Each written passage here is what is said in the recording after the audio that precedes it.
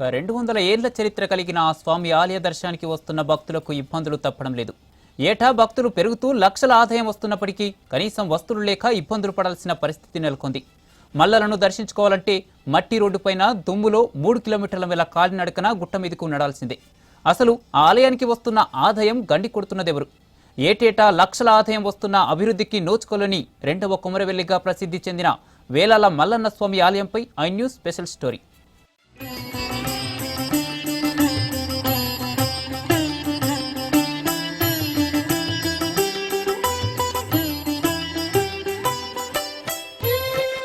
మంచిర్యాల జిల్లా జైపూర్ మండలంలోని వేలాల గ్రామంలో వెలసిన మల్లికార్జున స్వామికి 200 ఏళ్ల ఘన చరిత్ర ఉంది. ఏటా మహాశివరాత్రి పండుగ సందర్భంగా ఇక్కడ 3 రోజుల పాటు జాతర నిర్వహిస్తుంటారు. ఈ స్వామికి ఇక్కడి గొల్లవారు మాత్రమే పూజలను నిర్వహిస్తూ ఉంటారు.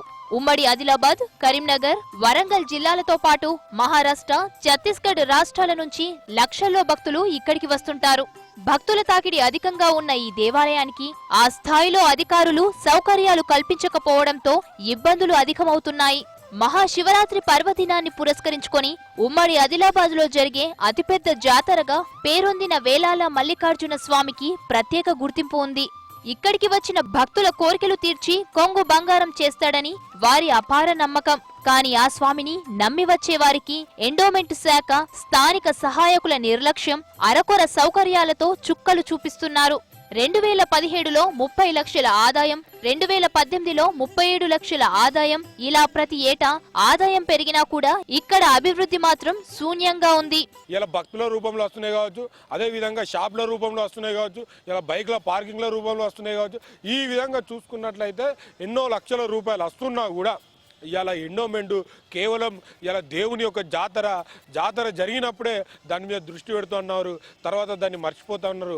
కాబట్టి ఇకనైనా ఉన్నత స్థాయి అధికారులు ఆలోచించి ఇలా ఏదైతే ఎండోమెంట్ దానికి సంబంధించినటువంటి ఇన్ఛార్జి ఉన్నటువంటి అధికారులు ఎవరైనా ఉన్నారో వాళ్ళ వైఫల్యాలను గుర్తించి ఆ గుడిని రాబో రోజుల్లో ఉన్నత స్థాయి గుడిగా, ఎందుకంటే మంచిర్యాల జిల్లాలో ఇలా ప్రాముఖ్యంగా ఉన్నటువంటి గుడి, ఆ గుడికి మహారాష్ట్ర నుంచి వెళ్ళి అటు ఛత్తీస్గఢ్ బార్డర్ నుంచి కూడా చాలా మంది భక్తులు వస్తారు. కాబట్టి ఆ గుడిని డెవలప్మెంట్ చేయాలి, అక్కడ ఉన్నతమైనటువంటి సౌకర్యాలు కల్పించాలని చెప్పేసి మేము కోరుతా ఉన్నాం. ఈ జాతరలో మొదటి రోజు గుట్టపై ఉన్న గట్టు మల్లన్న స్వామి దర్శనానికి పెద్ద ఎత్తున భక్తులు పోటెత్తుతారు. ఈ ఊరి కింద నుంచి గుట్టపైకి వెళ్లాలంటే సుమారుగా 3 కిలోమీటర్ల మేర మట్టి రోడ్డు పైన దుమ్ములో కాలినడకన వెళ్లాల్సిన పరిస్థితి. గుట్టపైకి చేరుకున్న భక్తులు రాత్రంతా జాగరం చేసి స్వామివారికి ప్రత్యేక బోనాలు చెల్లిస్తారు. గుట్టపైన కేవలం ఒకే బోరు ఉండటంతో నీటి సమస్య ఎక్కువగా ఉంది. గతంలో అక్కడికి వచ్చిన భక్తులు నీరు లేక నీటి కోసం దాడులు చేసుకునే సందర్భాలు ఉన్నాయి. గుట్టపై ఇంకా 2 బోర్లు వేయాల్సి ఉన్నా అటవీ శాఖ అభ్యంతరాలు వ్యక్తం చేయడంతో పనులు సాగడం లేదు. అలాగే స్వామివారి దర్శనం కోసం క్యూ లైన్లలో వేచి చూసే భక్తుల కోసం సరిపడా షామియానాలు లేక ఎండలోనే నిలబడాల్సిన పరిస్థితి. చివరికి దివ్యాంగులు కూడా ఇదే క్యూ లైన్లో నిలబడి నానా అవస్థలు పడుతున్నారు. కనీసం వారి కోసం ప్రత్యేక క్యూ లైన్లను ఏర్పాటు చేస్తే బాగుంటుందని భక్తులు కోరుతున్నారు. ఇకపోతే ఇక్కడ అతి ముఖ్యమైన ఇంకొక సమస్య ఏమిటంటే వచ్చే భక్తులకు మరుగుదొడ్లు లేక నానా ఇబ్బందులు పడుతున్నారు. ప్రతిష్టత అప్పటికిప్పటికీ కొద్దిగా మెరుగు అవుతున్నది. ఇంకా ప్రభుత్వం దృష్టికి తీసుకుపోయి ఈ దేవాలయం కొద్దిగా మెరుగుగా మార్చగలరని చేయగలరని మనవి చేస్తున్నాను. గట్టు మల్లన్న స్వామి మాకు మెయిన్ ముఖ్యత ఏంటంటే వాటర్ సౌకర్యము, వచ్చిన భక్తులకు ఉండటానికి గవర్నమెంట్ కొద్ది చిన్న నల్లలు కానీ రూములు కానీ వసతి కల్పిస్తే ఇంకా బాగుంటుందని మనవి చేస్తున్నాను. ఈ ప్రభుత్వం దృష్టికి తీసుకెళ్లి ఈ టెంపుల్, ఈ దేవాలయాన్ని మరింత అభివృద్ధి చేయగలరని మనవి చేస్తున్నాను. మొదటి రోజు గుట్టపైన మొక్కులు చెల్లించిన భక్తులు రెండవ రోజు వేలాల గ్రామంలో కొలువై ఉన్న స్వామివారి దర్శనం కోసం వస్తుంటారు. ఆలయం ఊరిలో ఉన్నప్పటికీ ఆశించిన స్థాయిలో అభివృద్ధి లేదు. ఈ ఆలయానికి కనీసం ప్రహారీ గోడను కూడా ఇప్పటి వరకు నిర్మించలేదు.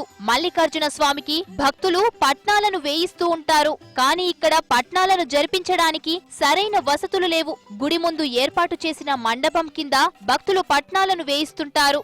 కనీసం ఆలయ ప్రాంగణంలో తాగటానికి నీళ్లు కూడా దొరకని పరిస్థితి. ఇక్కడ వసతి గృహాలను ఏర్పాటు చేయాలని ఇక్కడికి వస్తున్న భక్తులు ప్రధానంగా డిమాండ్ చేస్తున్నారు. గట్టుపైన వెలిసినటువంటి శ్రీ గట్టుమల్లన్న స్వామి దేవస్థానము అదే సనాతనం నుంచి వెళ్ళి అంటే వందల ఏళ్ళ చరిత్ర గలటువంటి స్వయంభువుడు భక్తులకు కోరుకున్నటువంటి కోరికలు నెరవేర్చే శ్రీ గట్టుమల్లన్న స్వామి గోదావరిలో స్నానం చేసి గట్టుపైకి వచ్చి దేవుడికి పాలపాయసము నైవేద్యము అర్పించి స్వామికి అర్పణ చేస్తే కోరినటువంటి కోరికలు నెరవేరుతాయి. ఇటువంటి గట్టుమల్లన్న స్వామి మహాజాతరకు దరిదాపు ఎంత లేకున్నా 8 నుంచి 9 లక్షల దాకా మంది వస్తారు. ఇక్కడ గుట్టపైన బోనాలు పోసి ఒగ్గు పూజారులు చేసి పట్నాలు వేసి బోనాలు చెల్లించుకుంటే కోరినటువంటి కోరికలు నెరవేరుతాయని భక్తుల యొక్క నమ్మకము.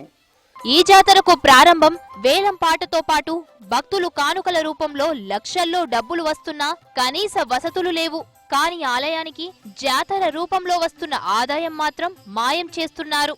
జాతర సమయంలో ఆ ఖర్చు చేశాం ఈ ఖర్చు చేశామంటూ లక్షల రూపాయల ఖజానాకు గండి కొడుతున్నారు స్వార్థపరులు.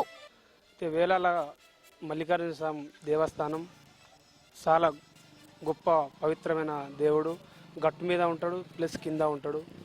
కింద 5, గట్టు మీద 4 తారీఖు రోజు జరిగే పబ్లిక్ అయినా వచ్చే భక్తులకైనా ఎవరికి ఇబ్బంది లేకుండా జరగడానికి ఇక్కడ చేసేసి మా గ్రామ పంచాయతీ తరపున ఎలాంటి భక్తులకు ఇబ్బంది లేకుండా చేయడానికి గోదావరిలో వాటర్ సప్లై పంపు లైన్ ద్వారా చేయడానికి సిద్ధంగా ఉన్నాం. చేస్తాను నడుస్తాను ఆల్రెడీ.